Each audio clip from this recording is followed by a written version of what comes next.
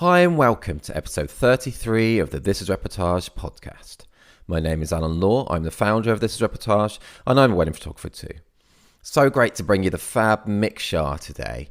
Mick is a world-class photographer turned videographer, one of the founding members of Nine Dots and an all-round inspirational character. Thoroughly enjoyed talking to him for the podcast. Tune in today as Mick talks all about why he went from photographer to videographer and how and why he founded Nine Dots with Adam Johnson, Andy Gaines and Rahul Khona, his advice on public speaking, his background as a professional drummer and pastor, tips on the financial side of life, forming his studio with Ash Davenport and tips on doing that, and so much more. Before we get on to Mick, just a little note about our exclusive video content, which is now available for This is Reportage members. These exclusive videos have been added at no extra cost to membership, and we currently have over 11 hours of educational videos from the likes of Dominique Shaw of York Place Studios, Paul Rogers, Pedro Villela, Tyler Workin, David Scholes, Sanna de Block and more, with new videos added regularly.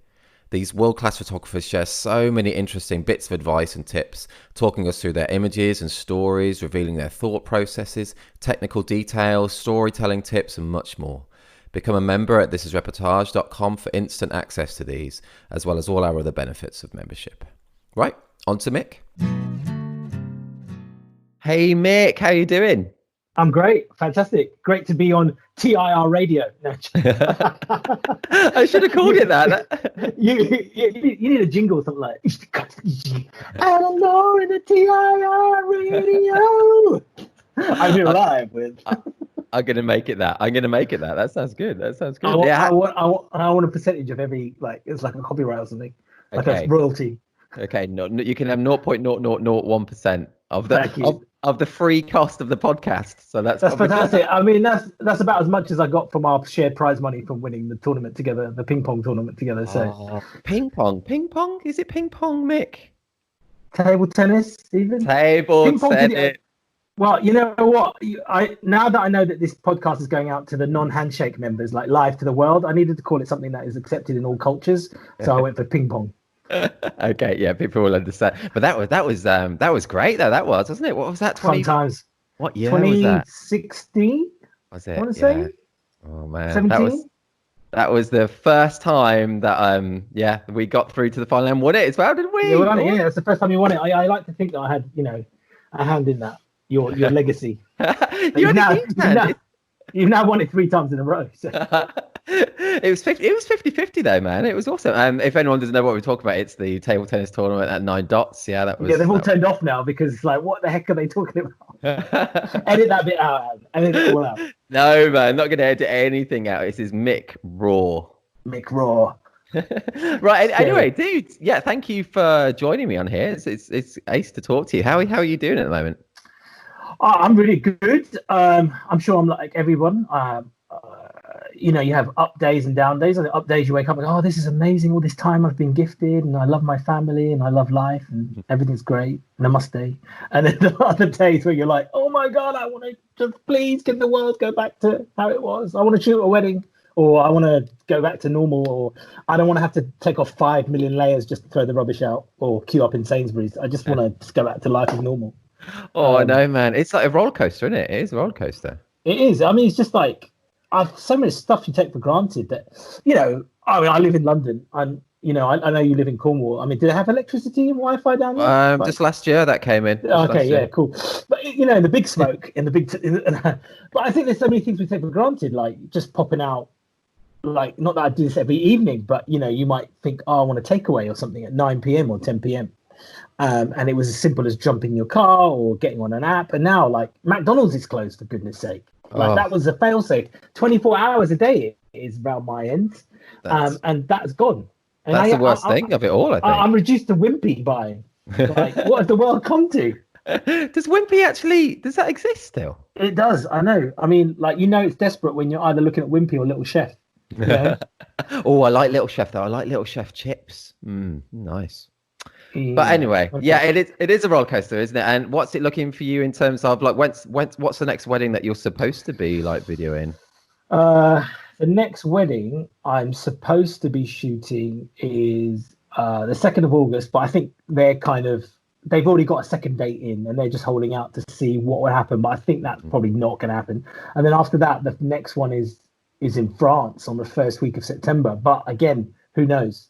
Like the way they're making decisions. I mean, apparently shops are now opening on Monday. So like, is it Monday? What, non-essential stuff? Is it? Yeah, really? non-essential stuff that open on Monday. So who knows? Like, it's a strange one. I think it's a not knowing, right? I think if they just went, look, parlay everyone, 2020 parlay, like no weddings for 2020. We're just all going to 2021, and we're definitely going to start from this date. I think psychologically we could all go, oh, okay, recalibrate, and we'd be like, oh, okay, I know on my first wedding is going to be this, and I'd converse with my clients, and we'd have a plan in place, and everything would be cool. I think it's a not knowing, right? Because potentially I could be shooting October, I might not be. Obviously some people go, well, that's just wishful thinking that you're going to be shooting October, but you still don't know. No. And you could, are we going to be shooting in December? Who knows? Like, yeah. So I think it's just, it's the not knowing. Yeah, definitely. That not knowing is a major thing. It's like with the kids going back to school, not knowing, and now there's more of an announcement today that that's not really going to be properly happening until September and stuff. But yeah, it's mental. It's mental. And I mentioned how I asked them, when would you be next videoing, because if people don't know, the divide. Yeah, I've got it in my note here that you went to the dark side. So if people don't know, Mick used to be, an absolutely brilliant wedding photographer, and now he's a very average. No, but he's a great wedding videographer. So yeah, how did you change, Mick, and why did you change? When did I see the light, Alan? Is that the question? Go to the dark side. No, yeah. Why and why, man? Why? Why? I think I can hear my kids in the background, so I don't know if that's picking okay. up recording.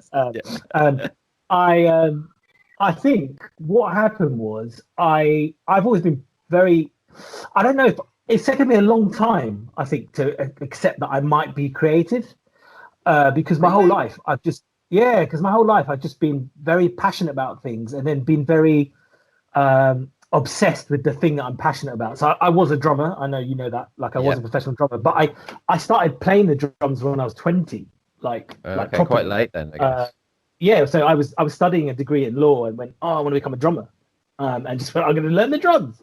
And I remember my drum teacher going, well, I don't know if that's possible. At 20, and then became a professional drummer for 8 years, and then finished that, and then became a pastor for 8 years, and then found photography because my wife bought me a camera because we have our first child, and I did wedding photography for 8 years. And basically every 8 years so far I've changed career. We look back and every 8 years I've changed career. Funny enough. An 8-year itch. 8-year itch, or 7-year itch even. And I found that the first 6 years of wedding photography, I was so passionate about it. Like I know we would chat, and meet up, and when you were down in London or when I came to Cornwall, we would chat, and we were very excited about the industry and just making images and wedding photography. And I just found myself slowly rocking up to weddings and just being like, I know what to do. Like that feeling of I know what to do. Like I know how this goes. And I know that if I operate at 80%, 70%, I can get work that the client is going to be happy with. It's not going to win awards. It's not maybe going to blow people's minds, but the client's going to be ecstatic with it. And I just didn't like that feeling. And I just didn't like that feeling of, I don't know what to call it, but just knowing, like knowing what to do. And I just felt like I needed a new creative itch. And I at the time we'd opened up a video,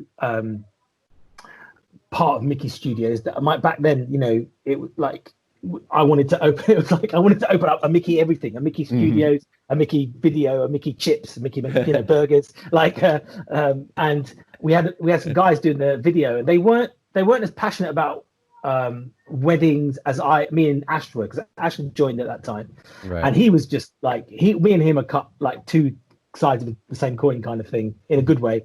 We're both really passionate about what we do. But they kind of weren't, and it would annoy me that I would ask them, look, can we do this? The client would go, can we do this?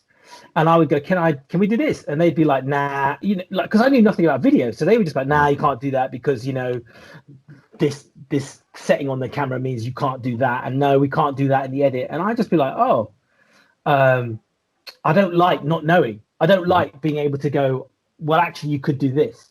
So it's a different dynamic with Ash, right? Because Ash would come back and go, right, I couldn't do this. And I'd be like, well, I've been in that situation. Here's some of my experience. Here's some of my advice. You could do this. But with the video guys, I couldn't do that at all. So I was like, oh, this is really annoying. So I really want to get into it. And the flip side was that, and I'm sure we'll talk about this later, that I think the video is the future. I believe the video is the future. I believe that there is an element of that's where the industry is like, or where that's where society is kind of going in terms of the way we view stuff and consume content. And I didn't want to wake up one day and just be like, you know, like with TikTok or something like, are you using TikTok? And you're like, what is TikTok? What is TikTok? What is that? Yeah, what is TikTok? You know, it's like, isn't that tea? No, it's an online social platform. And you're like, oh, how do I even, you know, that feeling like when you feel old, like, how do I do this? And I didn't want to be at that stage and then trying to be catching up. So I was like, oh, I think I should get into video. And I think that new lease of life really, and that creativity and just being in a new world, really, I found kind of that excitement again. That's cool. So that's why I kind of continued on that journey. That's proper awesome, man. And that's one thing I've always just felt from you, is that you've this huge amount of passion in you and your drive to do things just like as well as you can, and that to such a massively high level. And I think that's inspirational. And you're a businessman, entrepreneur as well, which I think is really cool. You're a business entrepreneur, my friend. I pretend it sometimes. No way. As if, dude. As if. Well, I mean, I don't know. I mean, again, maybe we'll talk about this as well, about finances and stuff like that. I don't know if I'm an entrepreneur and such, but I when I see opportunity or I get passionate about stuff, I get ideas. That's for sure. Well, that's awesome, though, isn't it? That's also what entrepreneurship is, really. Ideas. Yeah, and maybe. I mean, I think that partly that's what maybe it drove the 9 Dots guys crazy. Like, I'd have an idea every like 5 minutes, and we'd be like, okay, let's do the gathering. That's an amazing idea. Wow. And then I'd be like, well, let's do one in space. And they'd be like, what? We haven't done the first one. They'd be like, oh, 9 Dots merchandise. That's funny. So why you mentioned that is because if people don't know, Mick was one of the founding members of 9 Dots with Adam Johnson and Andy Gaines from Royal Khona as well. Yeah. So Mick, if people don't know what 9 Dots is, what is it, and how did that come about? You doing that then, anyway? So 9 Dots is a wedding photography, I would say, community that trains and inspires people to, run amazing businesses and, discover the artistry in what they do, and inspires them to be better. That's what I'd say it is. That's a good. I think, yeah. If the guys are listening, I hope I got on brand. I was on brand there. And we started it in 2015, and it started basically, if I'm honest, because you were doing workshops at the time. I remember this, and you were like, you should do a workshop. And I was like, man, and you were killing it on workshops, the law school, and you were selling out. And I was like, oh man, I should do workshops. But I didn't have, if I'm honest, I didn't have the guts to do one on my own. So I rung Rahul up and was like, oh, let's do a workshop together, and we could do it on Flash, because we were both into Flash at that time, and it wasn't like it is now. Like the information that's around now wasn't around back then. And I was like, and he was like, well, if we do it together, I'd really love to do one with my mate Adam Johnson. And I was like, well, if you're going to pull in Adam Johnson, I'd like to do one with my mate Andy Gaines. And Andy he'd come down and done a family shoot for me, and we really got on. And I was like, I just really felt like we were in the same vibe in terms of what we did. And so we planned a workshop, all four of us, and we'd never met in the same room. We planned this whole online workshop, and it sold out. I think it sold out twice, and I think back then it was like unheard of, like from what I can remember, of wedding photographers joining together to do something. Yeah, so true. And it sold out. And it was thanks to Adam, actually. The price was it was quite a premium price as well, so it wasn't cheap. And because it sold out, we kind of had like this big pot of money, like for want of a better word. And I was like, I'd always had this dream of doing like it wasn't a conference. That's what it was. And there was nothing like this in the UK. And I think Laura Babb hadn't done Snap yet, and I think she was coming out with Snap, and I was like, okay, but that was more around the whole camping kind of thing. But there wasn't something like, and I wasn't really into camping, Although now I'd happily go, but back then I wasn't really into it. But there wasn't anything like a conference, like you see all these big fearless conferences around the globe and people like Two Man and all these amazing photographers, and there was nothing in the UK. And I was like, we should do something with that. And I think Andy was like, well, why don't we just do it? And Rahul was like, yeah, let's just do it. And I was like, what? And we hadn't even done the workshop yet, and we started planning this gathering. Did you really? I didn't know that. Oh, that's cool. Yeah, so we planned the gathering, and Adam was like, it's not going to be called a conference, it's going to be called a gathering. I was like, okay. And Rahul found Bounce, and me and him went to see it. And as soon as we walked in, we knew that was the place. And we launched it, and that sold. And the only reason we could hire something like Bounce is because we'd sold out these workshops and had all this income to put up the money to take the risk on this. Because it's not cheap. Bounce isn't cheap. No, I bet. And but we had so it wasn't a risk in the sense of like we've got to put up all this money. It was like we had this money from the workshop that we could invest in this gathering, and thankfully that sold out. So and I was one of the first people to buy tickets, I think, man. Yeah, you were first. And I think back then I thought I'm very naive and romantic, I think, at times. And I was like, this is going to change the world. Or this is going to change the industry, and we're going to have all these amazing people in this one room, and I'm going to go away, and suddenly everything's going to be different. And the conference finished, and it was like, okay, so time for 2016. I was like, what? Like, we got to do this again? It was awesome, though, man. And it built an amazing thing from that. Yeah, so it just built, and it snowballed, and then I left. Yeah. Why did you leave in the end, then, man? Why did you go? The other three kicked me out because I was too fat. No, I'm not really. Those wimpies. Why?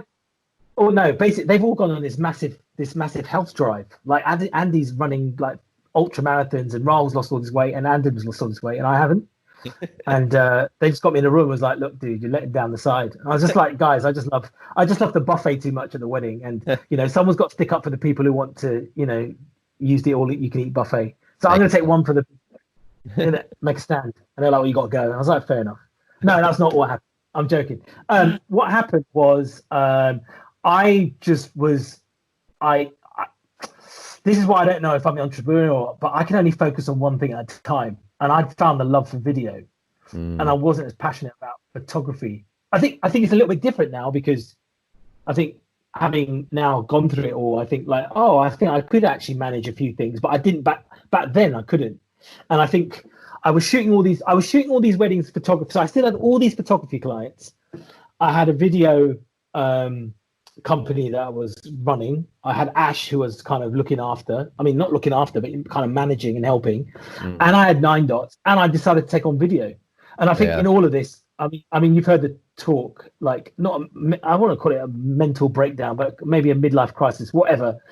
And just realized that, okay, what am I passionate about? And I can't do all these things. And I was like, well, I'm really passionate about video. And I just then felt I couldn't spin all these plates, as well as your family, and give time to your family, and being a good dad and a good husband. And probably my wife would say I wasn't at that time, because I was just so busy. Yeah. And I just think something had to give. And I was like, it's unfair to the community. It's unfair to the guys that I'm not giving 100%, and I'm just kind of cruising. And I just felt it was right that I go. I mean, in hindsight, could I have stayed? Probably. And could I have managed? It was a lot on your plate, though, man. It was a lot on your plate. Yeah, it was a lot on the plate. I think I just think maybe if I had a good mentor or something. Maybe I should have called you up and gone, Alan, what should I do? I think so. And I think that if I had maybe been better, but you go through these things in life to learn, don't you? And I think that looking back on it, I just wasn't good at multitasking and having a good time management schedule. And I mean, we did a talk at 9 Dots. I mean, everything's cool with the 9 Dots guys, by the way. So they invited me back, and I spoke me and Ash spoke at this last 9 Dots, and we have a talk that we do, and it talks about what happened that year and the fallout of all of that, and how we had to kind of realize that, okay, let's go back to the beginning and learn about time management and finances and how to run a business and learn all these things, and be like, okay, and I'm still learning as life goes on. But yeah, if I'd kind of been able to manage it a bit better, maybe I could have done it better. But back then I was just like a one thing kind of guy. Like I'm passionate about this, and this is what I want to do. So Well, that's what makes you so successful, though, as well. And that's how, I mean, that's probably the reason why you're totally nailing the videography, you know. And it must be so difficult going from one art to photography, going to something different of videography. And how did you make that transition so quickly? You know, because you did go from, you know, great photographer to brilliant videographer so quickly. How did you do it?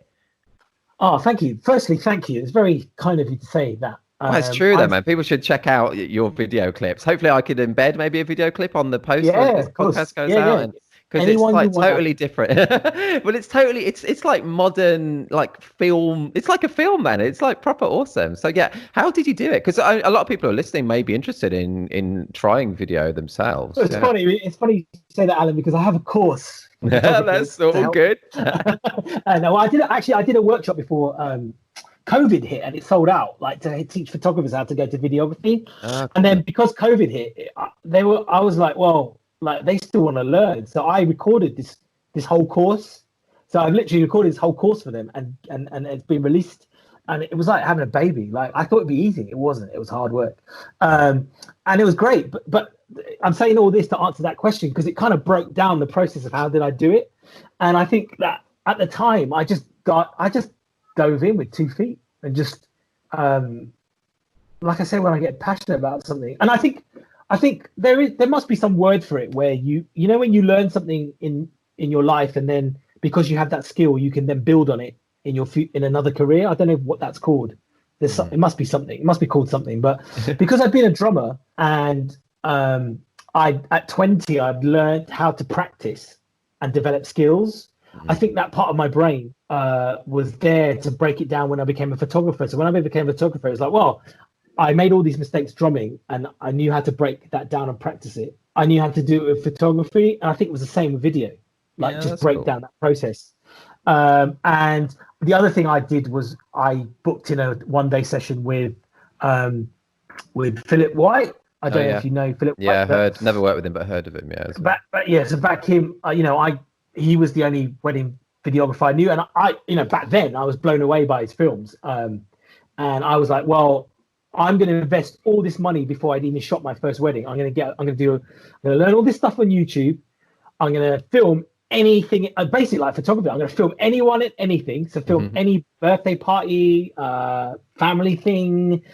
When we had 9 dots meetings, I'd film it, and then I'd do a little 1 minute highlight and show it to them, and probably bore them, and be like, oh yeah, that's great, go away.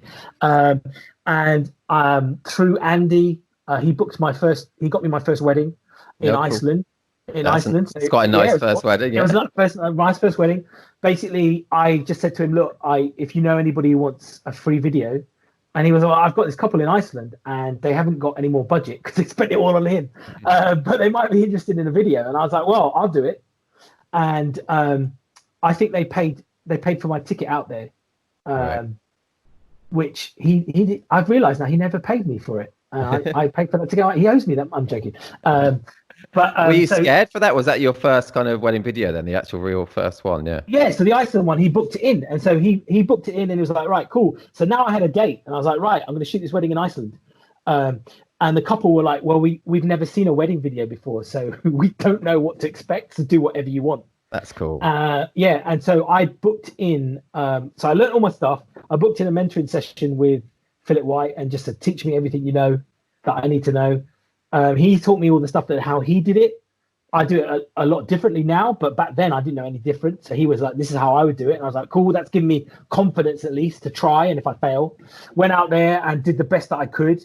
Failed on a lot of things, like I've made a lot of mistakes on sound and things like that. But because there was no pressure to do like a 20-minute film, and to film the speeches and to film the ceremony, and they were just like, do whatever you want. I literally had no pressure whatsoever.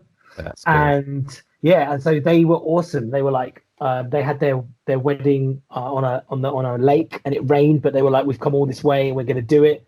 So we filmed it on a lake, and then they went to like this James Bond kind of lair kind of thing for their wedding. It was amazing, this hotel, and that was my first wedding. So obviously then the second wedding I booked was through Lena and Tom through 9 Dots, and they had a couple in Ibiza.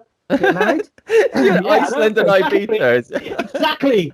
And it was like we want a videographer. Anybody who's starting out. I just put my hand up, and she was like, "Well, I know you. I know you from Nine Dots, so I know we're going to get on, and I'd rather give it to you than someone I don't know." And so she's really kind and put me forward. And again, they were like, if you film it on your iPhone, we'll be happy. And again, I had no pressure. So the first weddings I had zero pressure, and they were in Iceland and Ibiza. That is ideal, isn't it? But it's not just luck as well, because that's partly due to the connections you've made and the reputation you've made from all the work that you've done beforehand. So it's not just luck, it's all come from your talent and hard work as well. I think you're such an inspirational character, man, because you just nailed the photography, you nailed the conference or not conference with Nine Dots, you're nailing the videography now, and I just love the way you just put everything into it. And yeah, it's a work ethic as well as talent, I think, with you, and also as a speaker. I've seen you speak at Nine Dots and compare, and you're just so good at that as well. You're just really inspirational character, man. You really are. Oh, thank you very much. Probably your listeners right now going, this guy rambles a lot. Speaking live, I'm better. You are great live, man. You're honestly so good. And I was going to ask you about that, by the way. Actually, you are so confident when you're talking live, when you're speaking. Do you have any tips for that? Because there might be some people listening who are going to be speaking at any other kind of conferences, if any conferences happen again in the future. Yeah, do you have any tips? Does that come partly from your kind of pastor background as well? Or? Yeah, I think so. I mean, I'm a bit rusty now because I would when did I give up pastoring? I gave that up in 2015. So I haven't really talked for 5 years. But every week I'd have to get up and stand. But a lot of that came from drama, from my drama school. Like drama, I loved drama as a teenager. Okay. And I got an A star in GCSE in drama. Nice, man. Yeah, and I remember my head teacher going, I love it when people excel at drama. They really always excel at like in business in terms of like meetings and stuff, being very confident to speak because they know how to hold an audience. Okay. And also I'd been a drummer, so I was used to being on stage. So being on stage in front of people wasn't scary. I think what's scary is when you're standing up in front of people and you don't know what you're going to say. I think that's more scary.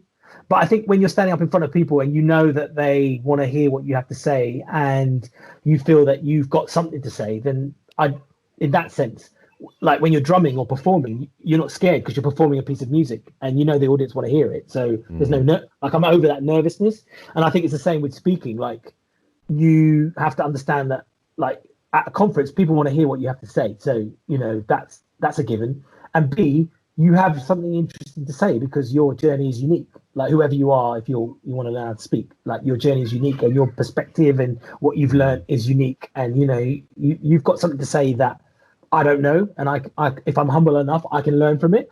And then the rest of it is just practice. Like just put yourself in situations where you have to speak and whatever that is and makes you nervous. You have to practice it because I've seen it so many times where people go, oh, I've written this talk and I've got 50,000 slides and I've timed it and it's going to be 10 seconds a slide. And I'm just like, dude, like when you get up there, you're going to be nervous and you're going to start speaking. Naturally the nerves will take over. You'll start rambling and what will happen is that talk will elongate. And I think the first couple of times you do it, you have to nail that talk. Like you have to practice it and practice it and practice it and practice it so that you can almost perform it. And so when nerves take over, you're not going to deviate from what you have to say. And your muscle memory will kick in because you practiced it enough. And then when you've done it 1, 2, 3, 4 times, you'll then be really comfortable with it. And then it'll be easy. But generally, go on, sorry. No, I was going to say that is great advice, but for me, I still get so nervous each time. I get nervous even practicing at home for a talk. I get nervous during that practice bit, man. Am I just mental? I don't understand. Well, I mean, you were a drummer before as well. Did you play live? I did, but only like about 4 or 5. Nothing like you, and not professional, no. But when you're drumming, aren't you just hiding at the back anyway? No one's really watching the drummer, are they?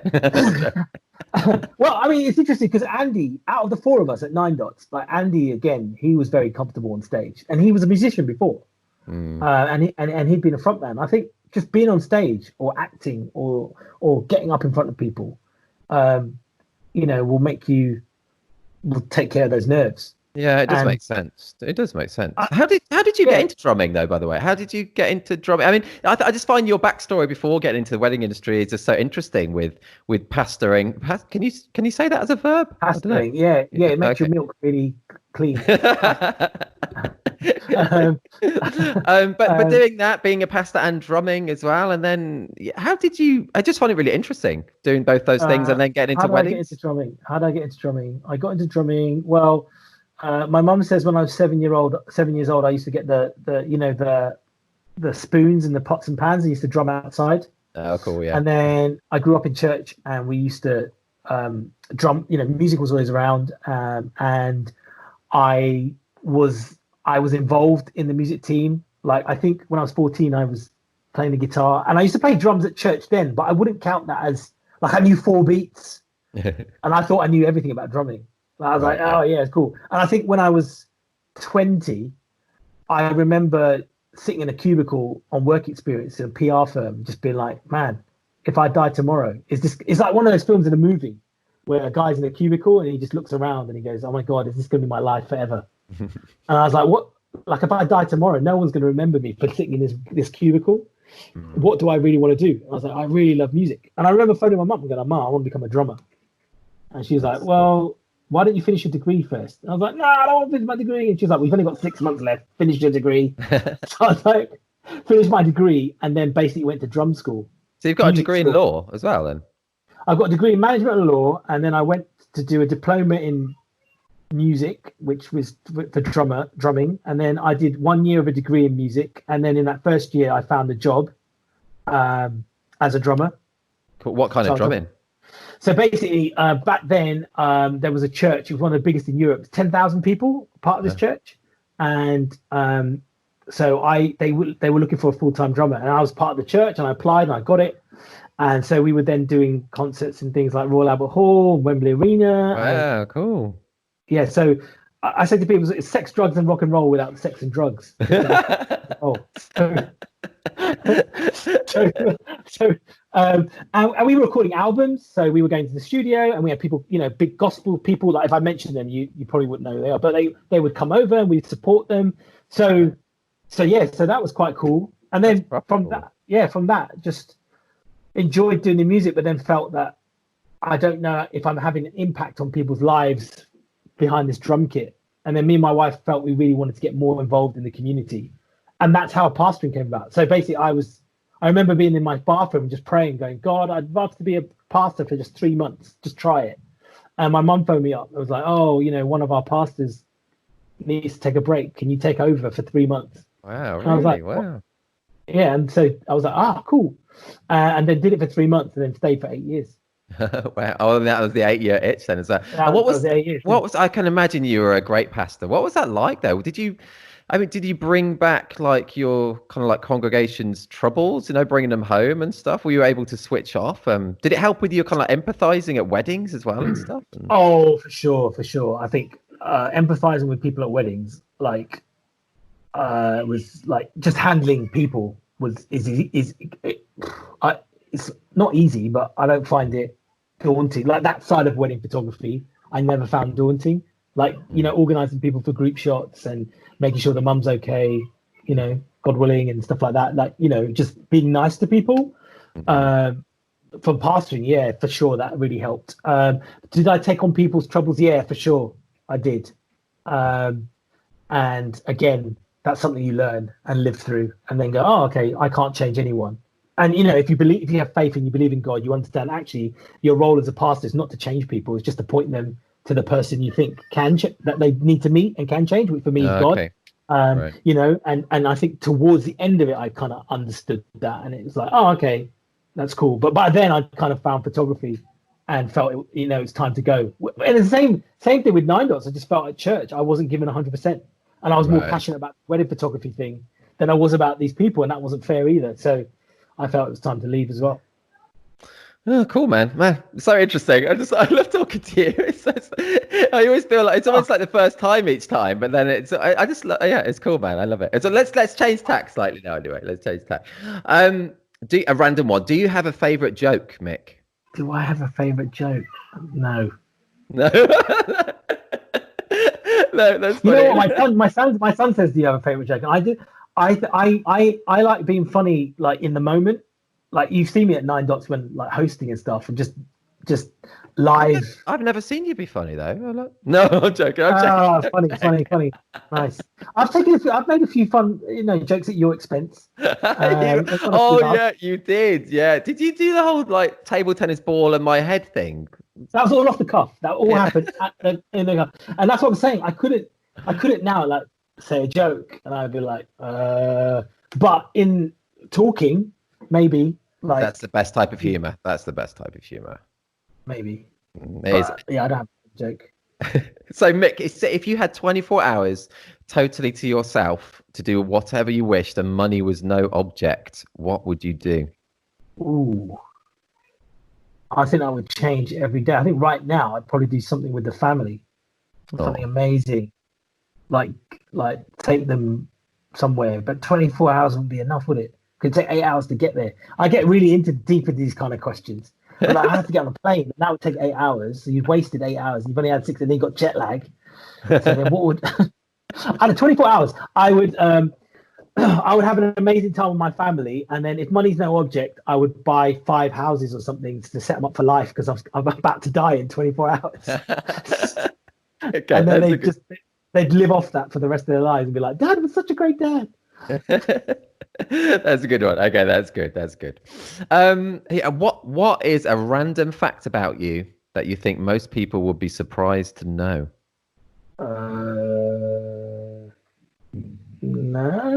No, I'm pre-diabetic. Oh, really? My blood sugar's up Oh. because of this lockdown. I have a sweet tooth, and I need to lose weight. That you, random s- fact. you keep talking about your weight like you're not Well, I like think it's because 30 the stone doctor, or something. when the doctor brings you up and he goes, "Look, we've had your blood test results and you're pre-diabetic. You need to cut down on the biscuits." And you've literally in lockdown. What else can you do but watch Netflix Yeah, and eat biscuits? And it's that's like, so oh, true. so now you're telling me I'm going to have to go on a health drive in lockdown. Fantastic. Oh, it is. It's been that is for me as well. Though, and me and Oni, we just love eating. And like, she hasn't put on weight, so she'll listen to this back. And you haven't put on weight, love, at all. You look amazing. But yeah, we do just eat loads during this time. It's just natural, isn't it? I know there's nothing else to do, is it? And I think food is such a good. It's a bringer together, isn't it? Like, even us, four of us, my wife, my kids, like we have every meal together. Nice. And just putting the food down, sitting down and eating together, it's such a cool thing. But it kind of doesn't stop, does it? Because you kind of have dinner, and then you have a dessert, and then you might move over to the couch and put something on the TV, and then you're like, well, if I'm gonna watch TV, I need a snack, maybe popcorn, and then it's salty, now I need something sweet, so let's get some sweet. Oh, I need something salty. Oh no, you're making me hungry, man. You're making me I know, hungry. I know. And then I mean, like yesterday, my wife made an amazing tuna niswa salad. But man, 2019 Mick, looking at 2020 Mick eating a salad, be like, what the heck are you doing? Like, but all part of this health drive. Like, I need to lose weight. Anyway, that's a random fact. I'm just it's a shame for me now that this is audio only. I want to see like how big you are now. I'm just intrigued. Yeah, well, you're gonna have to do a video one. I won't be able to fill the screen. I'll fill the screen. It'll just see my head, like Super half my wide head. angle. Super wide angle, half my head. And then we could do a video call a year later, and like look at the difference. And I'll be like, oh, I lost 300 pounds on the TIR diet or the COVID diet. The COVID diet, yeah. So, okay, so what? And I always find this question very interesting. So, what does it mean to be successful to you? What is success for you? Oh, good question. Success is, I think success is doing what you were meant to do and having a good relationship with the people that you're meant to have a good relationship with and being who you're meant to be. Well, that's cool. There's a lot of meant to stuff there. I mean, how do you know what you're meant to do or meant to be with or meant to be Well, yourself? I always think that I'm the kind of like knock, like if a door's open, I will walk through it kind of guy. Like I kind of walk through it. Ash is the same, and I believe kind of my faith. Obviously, I believe in God, and I believe He guides me in the sense that if it goes well, then I kind of think, well, that's a good sign that this is what I'm meant to be doing. And so, right now, I'm meant to be videoing weddings because I enjoy it a lot, and my couple seem to enjoy it, and other people seem to enjoy it. So, I'm meant to be doing that. I'm meant to be a father. I'm meant to be a husband. I'm meant to be in this business thing with Ash, and that's going well. And so favor is on that, and it's going well. So that's probably what I'm meant to be doing. And then outside of that, by doing like being that person, your light shines, doesn't it? And other people get inspired, and through that inspiration you make connections, and that gives you the opportunity to then talk into other people's lives, doesn't it? Like, you can't, we all go through stuff in life where we have a knockback and then we get over it, but you can't go around going, hey, I was really I don't know, whatever, like, I was really depressed and now I'm not depressed, because that's kind of annoying, isn't it, when someone says that? Yeah. But I think when someone sees you being who you're meant to be, they are just inspired by it, aren't they? And and they go, man, you're amazing at what you do. And that doesn't matter who it is. Like, I've seen people who are chefs just be so passionate about food, and when they're making a meal, and you're like, oh, I just want to hang around you because you're just so inspiring. And through that, conversations develop, and then they speak into your life, don't they? And they might say something about something that's completely different, non-related to what you're going through, to what you do. So they could be like a hairdresser. I met a hairdresser at a wedding once who was like an amazing hairdresser, and he was just talking about his thing, and that inspired me, and that meant opened up a load of dialogue about questions about things that were non-business related but were about life. And then he said something, and that he allowed, and the same thing happens with with life, isn't it? Like, you meet people at weddings, or you meet people at conferences, and they sorry, I interrupt you. No, I'm just gonna say, I think you're so right. Just seeing people being who they are and happy with who they are, and it is really inspiring. It really is. Yeah, it really is. Yeah, the difference, like when you go, like, if you've ever been into the Apple store and you've been served by someone who loves their job and loves serving people, it's such a great experience, as opposed to someone who's like doesn't want to be there and is clock watching and it's just like, it doesn't have the answers. Like, it's annoying, isn't it? And it's the same with having a haircut, or going into a bank, or going to a restaurant. You get inspired, and that's how conversations start, don't they? And I think when you're doing what you're meant to be doing, that gives you the platform to speak into people's lives, and that helps inspire people. Like, if you can inspire people, that's like success, isn't it? Yeah. Oh, totally. They're so different. Yeah, totally is, definitely, man. And as I said before, you are really inspiring, man. You really are. Yeah, I think that's awesome. So with your kind of like 8-year itch type things, do you think about the future? Do you think in however many years you'll still be doing videography? And do you have like a financial kind of plan, going forward and stuff? Is that something you ever think about? Do I think about what I'm going to be doing? I think it will come. I kind of just enjoy what's going on now, and I think through doing that, doors will open, and then when those doors open, it will make itself clear what I'm meant to be doing, and then that next thing will come. And I think it has to be born out of passion. Like, you have to be excited about whatever that thing is. And I think that's one way God guides me, I feel. Because I've done things where they made good sense, but I wasn't passionate about it, and it just was a chore. It was a bore, man. It was like really hard to do it. And I think you've just got to be excited about it. And I think just by being excited about what you're doing gets other people excited. Like I said to Ash, Ash is from the corporate background. He's way better at negotiating than me. He's way better at negotiating than me. He's way more like able to negotiate and do all that hardball stuff. But when it comes to talking, like, I think he would say the same, when it comes to talking to a client and just being passionate about what you do and selling them the vision of why they should book us, I'm good at that. I'm sure you are at that. Yeah, totally. But if I wasn't passionate about it, that would be really hard for me. So I don't know what will happen in 8 years, but there are things I'm kind of exploring now, and who knows what will happen. And financially, that's a great question. I think for years I could do a whole rant about this, but I think you rant away. It's good. Well, education, like we spend so much time in school learning about stuff that is inconsequential for the rest of our lives, like how to use a Bunsen burner, or national achievements, or woodwork, and they don't teach you about money. They don't teach you about finance, which is probably Like it's one of the biggest things in your life once you leave school. Like relationship, they don't do a course on relationships, which is one of the biggest things in your life. They don't do a course on communication, which is one of the biggest things in your life. Like you can't communicate, and they don't do a course on finances, which again another big thing.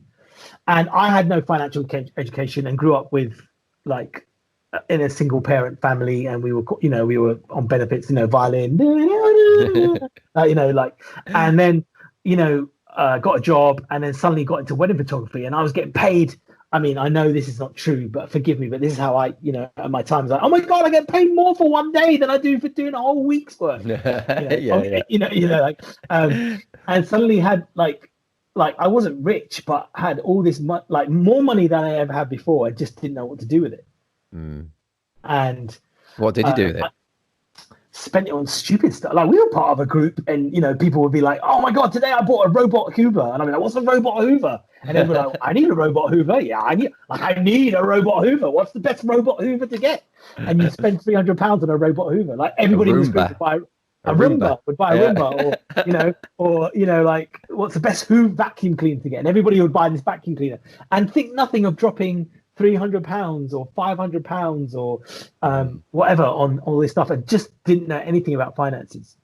And I think through, like, if there's one big thing I would say, one of my biggest things I say now to anybody starting out their business is like, get some financial education, please. And my wife read this book called Total Money Makeover by Dave Ramsey, and reading that book, and then Ash is from a very corporate background, so financially he was very more savvy to that. And him introducing me to a financial advisor, and just through a whole course of things, just learning about finances and how to run a business and how to do that well. That's great advice to do that, I think, because I think loads of people who come into this photography thing don't know anything about money, and it's a big deal. I think money, I think people think like money because they think it, like, money's just a tool, right? It's not bad or good. It's the love of money that causes all kind of evil. But money's just a tool, and if you learn how to use that wisely, it can give you creative freedom. It can give you the opportunity to say no to the wrong clients, and it can give you the opportunity to say yes to opportunities that maybe don't pay as well, but because you've got a good financial footing, you can take that risk that other people can't. That's so true. That's so true. Yeah, it's good. It's great advice, man. And you've mentioned obviously Ash a few times now. So if people don't know, you own Mickey Studios, and you work with Ash, and he does the photography, and you do the videography now as well. But how did that come about then, building that studio with Ash specifically? And any tips? Because quite a few people want to build kind of a studio like you have done, and having that kind of video and photography arm. How did you do it? Any tips on that? Or what happened? Sorry, so many questions. I keep asking you about 20 questions per sentence. One thing is fine, and it's okay. I'll just add it onto the feed. And so basically, I think that the most important thing about building a studio. Okay, I ramble a lot because I realized to answer the first question. To give that answer won't make any sense unless I answer this other thing. So if I ramble, just edit me out or edit me down. I'm sure you will. Okay. I'll leave loads of pauses so you can just cut that bit out. No, it's going to be perfect. I think the first thing you have to understand is if you want to be a good, successful wedding studio, you have to understand that you are a luxury item. You're not selling a product. You're selling an experience. Right. And I think that's if you want to charge. Like you want to raise your prices and to grow the business. I think. Sorry. What I should say is you have a choice. You can either be that, or you could be a product business where you sell a lot but at a lower volume. And I think you have to decide what you want to be. And I think if you want to be the lower volume thing, where you have a load of associates and they just kind of shoot under you, then what you need is a good system. And if you have a good system and you get fairly good people, then they will fit in that system and you will grow the business. So the most important thing is having good systems that work, good systems that get the clients in, good systems that book them in, good systems that allow those photographers then to shoot at those weddings and shares the finances out between them, and then works in the business, and then almost runs itself. So everybody knows what they are, part of that system, and then they do it. I think if you want to be the first thing, which is an artist kind of studio, and I'm more of like offering experience, you have to understand that it's more about hiring the right people. Right. And if you don't have the right people, it will never work. Having made mistakes, not mistakes because that's the wrong word, but having experience working with people who weren't as passionate as me and Ash were, Right. and Yeah. working with Ash and seeing how passionate we are about what we respectively do,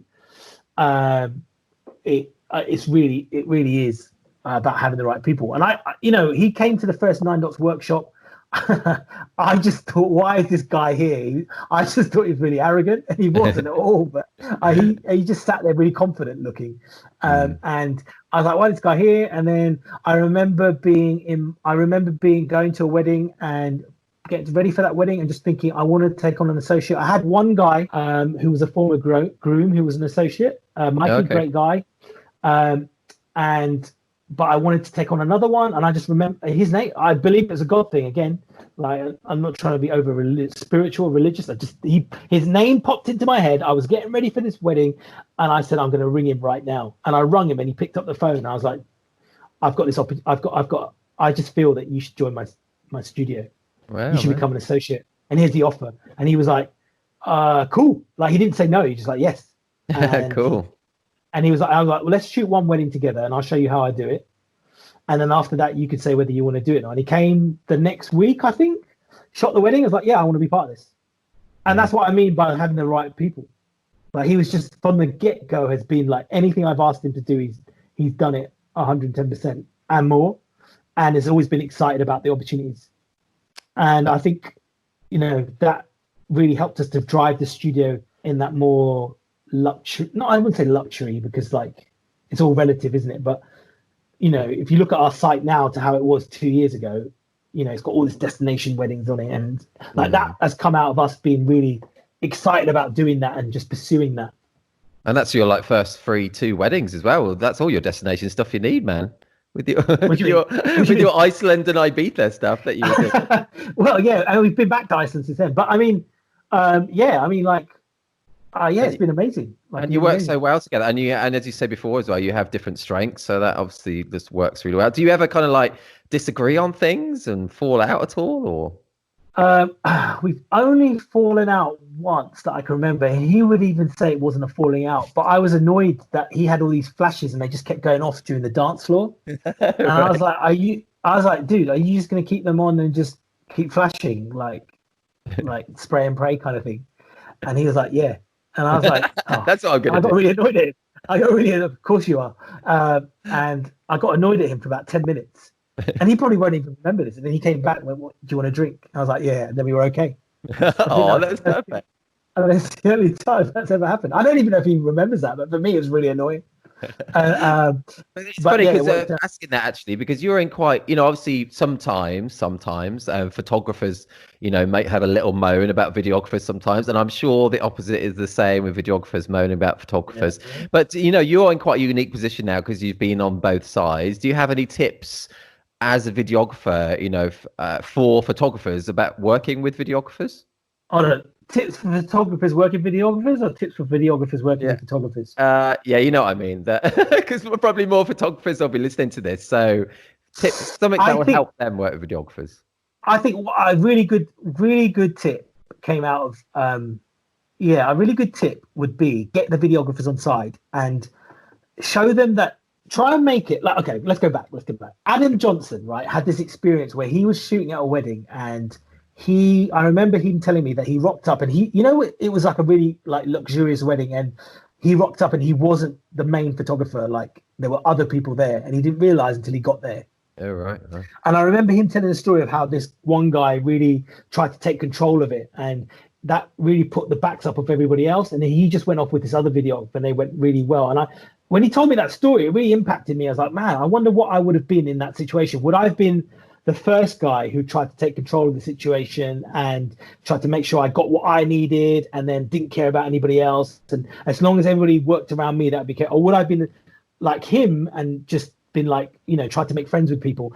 And the other thing is like, you want to, when you walk into a room and you leave it, you want people to feel that when you left, that the room was better for you having been in that room, if that makes sense.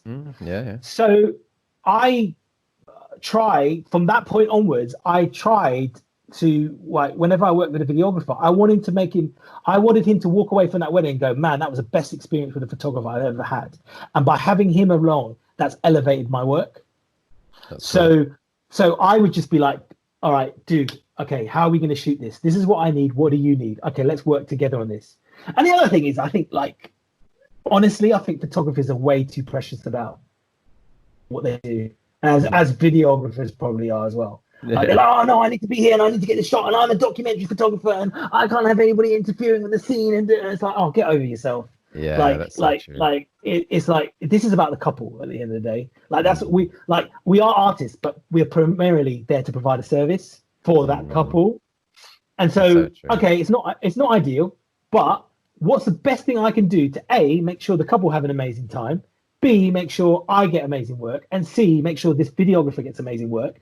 And sometimes, like, the videographer's not clued up on stuff. And I think if you go, hey man, I was thinking about taking them out on this time, and I think that, you know, this light's going to be amazing, and I've composed it like that, and this is what I got in the back of my camera. What do you think? And they're like, oh man, I didn't even have that idea, and I want to be part. And you know, they get excited, and now you're collaborating.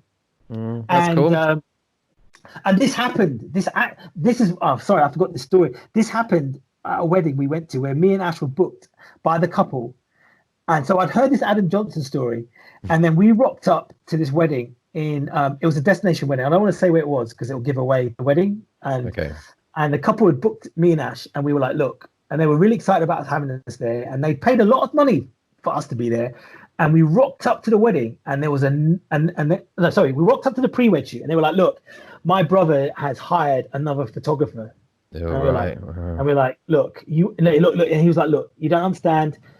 You are the main guys. We've hired you. This other guy is just going to do documentary stuff. He's going to work around you. And I was like, okay, all right, that's cool. As long as he understands that me and Ash are the main, like, not the main, but you've hired us to do something, and we need to be able to show that we can deliver on that. And, you know, we can't babysit this other photographer. So anyway, rocked up to the wedding. Destination, rock up on the first day. We're like, okay, how are we going to handle this?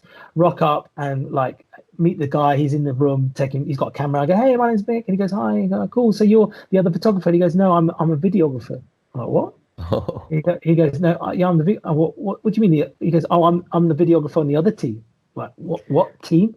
Oh, he wasn't even the main videographer. He was the second videographer with an assistant. And there was another videographer there. I was also a videographer. And they'd hired another photographer, and me and Ash were there, and everybody thought they were the main videographer, right?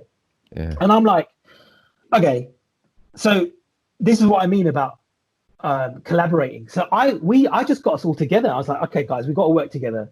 Like, let's work together on this. And I was like, I've had these ideas. What ideas have you got? And we just worked it out. Like, oh yeah, I didn't think of that. And I was thinking maybe we could get them on a boat and we could do this, and like, you could come along. And they were like, yeah. So we, as a team, we got really excited about what we were going to do. That's cool. And shot that wedding. And if I showed you that video and showed you Ash's photos, you would never know that there was another team there, because we got what we needed. And that wedding taught me that I don't need to be so precious about my art. Like, I can, if I'm skilled enough, I can get what I need to get. The couple, it was more important for the couple to have a good day and a good experience. Everybody was on the same side, and because everybody was on the same side, everybody got what they needed. And in the end, the videographer actually phoned me up, and he'd lost the video, but I'd recorded the voice track, so I was able to lend him some voice track. And the only person who was a bit sneaky was the other photographer, because he took the couple away. It's very sneaky. Took them away on a golf cart after the service and didn't tell us. And he was the only time he was sneaky, but he didn't realize that we'd organized a photo shoot with a couple the other day. So we were like, really, that's fine, man, it's cool. And so it's cool. It was a really great experience, because it really taught me, like, because you can imagine, like, we're going to a destination wedding, we're really excited about this, I've got all these angle shots, Ash has got all these angles and shots, and to pull that wedding off without them getting in our shots and us getting in their shots, and all of us getting the footage that we needed, and then being able to produce a product that you're proud of at the end of the day, and was on our website and got us other business, taught me that actually it's more important to be positive and get people on the same side. That's very awesome, man. That's great advice and a great story as well. That's awesome. Very cool. Yeah, because some people just throw the toys out the pram and it'll go mental. So yeah, that's awesome, man. I can understand why, but I think if you just get people on side, then they're, yeah, that's good. I mean, that's a good. That's a good life lesson in general, isn't it? Really, I think it's cool. Do you think? Let's go on to another question because we're running out of time, man. It's so cool. I love talking to you, but we're running out of time. Two more questions, dude, because I'm gonna let you go. It's just so it's like it's just go. It's just it feels like it's gone really you've got quickly, to but edit it's this down. You've got to edit this down. Looking at, oh my God, this guy's rambled on. No, it'd be so good, man. It's so interesting. Okay, penultimate question. And you touched upon it there with technology, getting so much better than when we started. And it's obviously advancing all the time. Do you think being able to do both photo and video is going to be, even more important in the future? I think the way technology is advancing, I think it'd be very wise to at least understand the process of how to make videos or what videos entail. And even if you don't want to become a videographer per se, I think the opportunities for marketing and branding and how videos consumed now, I think it's just going to put you in an advantage as a photographer. There are cameras now that shoot at 24 frames per second in RAW. So you imagine you're filming a bride coming down the aisle. Every one of those frames is a RAW file, and you could potentially take that RAW file out and edit it as a photo. So the potential in the future is there. And then statistics show that on Instagram or Facebook, videos is it something like 20% more likely to be consumed than a photo, or 50% more engagement? There's more engagement with a video than there is with a photo. Right. And so I think even for marketing purposes, and there are so many things you could do around the whole area of your branding and business with video, that if you know how to do as video, like if you know how to record and do video and voice, then you are putting yourself at a major advantage. And even just amplifying the experience of the couple, like being able to record speeches or something, like, and being able to offer, like, if a couple doesn't want video and they just want photographers at their wedding, but they might want the speeches recorded, right? Because speeches like taking photos of people giving speeches is great, but a couple might want to hear the recording of that. And if you can gift that to them or offer that as a service, that's only going to put more money in your pocket, and it's only going to be of more value to your clients, and it only means they're going to be more willing to invest in your business, and that is just a win for everyone. That's so true. Yeah, man. That's so true. That's so true. I believe that video is the future. But I think it's part of the future conversation. I think you'd be very wise. It's like languages, right? Like if I could go back in time, I would probably learn Spanish and Mandarin, because they're the number 2 biggest languages spoken in the world. So if you could speak those 3 languages now, like English, Mandarin, and Spanish, imagine the opportunities that will be open to you overnight. Because and so it's the same with video, isn't it? Like, you might not fluently speak in it or be a videographer, but if you've got it in your back pocket, the opportunities that are there. That's great. Yeah, I think that's a really good idea. I mean, it's like preparing yourself for future possibilities and being the most prepared to be successful at whatever the future holds, really. Yeah, and then my thinking was like I always said this about photography and stuff. Like, it's like if I buy these cameras or if I get into video and if I don't use it, or not fail, but if I don't get into it, at the worst case, my kids are going to have great videos of themselves growing up. Like at the very worst, my family's going to have amazing videos of themselves. And they're never going to complain about that. And it's the same with photography. When I first got into it, I was like, look, if I buy this camera, like this 5D Mark II and this Canon red ring lens, the worst case is Ethan, my first eldest, is going to have great photos of himself growing up. And he has amazing photos of himself. And Edward, my second child, has amazing videos of his birthday. Coming up in the video. And so at the very least, they've got that to look back on. It's a win for everyone. It is. But the opportunity, so... Yeah. So true, man. Yeah, awesome, dude. Honestly, it's so cool. I'm just gonna ask one last question now and save the big one to the end. You ready? Go on. Do you eat the canapes? Mate, I tell my couples I eat everything. Everything. I tell them, look, mate, I'm gonna be like one of your guests. I'm gonna be eating your canapes. I'm gonna be drinking your drinks. I'm gonna be eating from your buffet. That's cool. That's the only way. That's all part of my brand. Like that. That's the Mick brand. That's all part of the Mickey Studios brand. We will be part, and they go, that's cool. That's cool. Yeah, that's cool, man. That's good. That's good, dude. Oh man, honestly, I found that so interesting. Thank you for talking to me, Mick. It was awesome. And if anybody wants to stone me after that recording and some of the things I said, like I'll happily give you my home address and you can come and stone me live in person. No, it's that there's nothing stonable there. It's all just like really interesting and how you think things might turn out, and you just I guess we just never know. No, we don't. I mean, That's the beauty of life. You know, don't you know? You know, you do know. Yeah, I mean, who knows? I mean, the only thing you could do, the only thing you've got is today, right? It's hard to live in the moment, though. It is hard. It is. It's a skill, though. A lot of our problems come from not being able to live in the moment. It's so true. I'm reading a book on a Derren Brown book on happiness at the moment, which is actually really interesting, which I really recommend. Oh wow! My wife is reading Eckhart Tolle, all about kind of the power of now. Okay.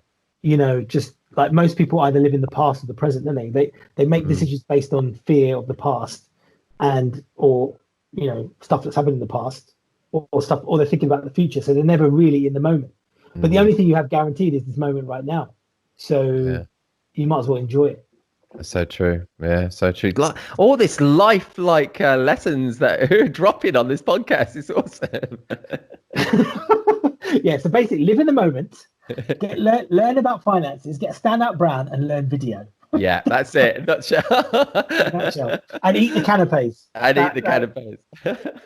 Oh man, dude, thank you so much. If anyone's listening while driving or walking or running or something, head to thisreportage.com and I'll include examples of your work. If you let me, I'll be able to embed a video in as well so people can see like the. I'll embed a video. I'll also give a link if it's okay to if people are interested in learning video. I have an online course that they can purchase if they want to, or if they just want to drop me a line and maybe chat about it, then I'll be more than happy to chat through things or do some mentoring on stuff on it. So that's awesome, man. No, that's cool. Definitely include links to that as well. Yeah, it's brilliant, man. And just thanks so much for your time. It was lovely talking to you, and hopefully I get to see you. I don't know. Hopefully in November if you're going to be around, and if 9 Dots happens, then I don't know.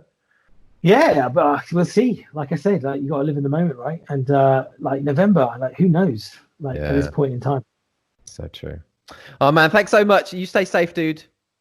Thank you. Anytime. Bye. You've been listening to the 33rd episode of the This is Reportage podcast. I always love talking to Mick. Hope you enjoyed listening. Head to thisisreportage.com to see examples of Mick's videography, as well as a link to his website and a link to the online videography course he mentioned on the episode too. This is Reportage members also receive an exclusive time-limited 20% discount on his course. You'll find the details in the members area of the website. We also have lots more episodes of the podcast already released with photographers such as Peter Hellock, Leonard Wolpott, David Scholes, Frank Boutonnet, Adam Johnson, Titlali Rico, Alison Bounce and lots more. And if you're not yet a member of TIR, check out all the benefits of joining us, including an unlimited number of images on your profile, 60 Reportage Award and 18 Story Award entries per year, invites to our physical meetups and parties, exclusive discounts, and the recent huge addition to membership, exclusive video content.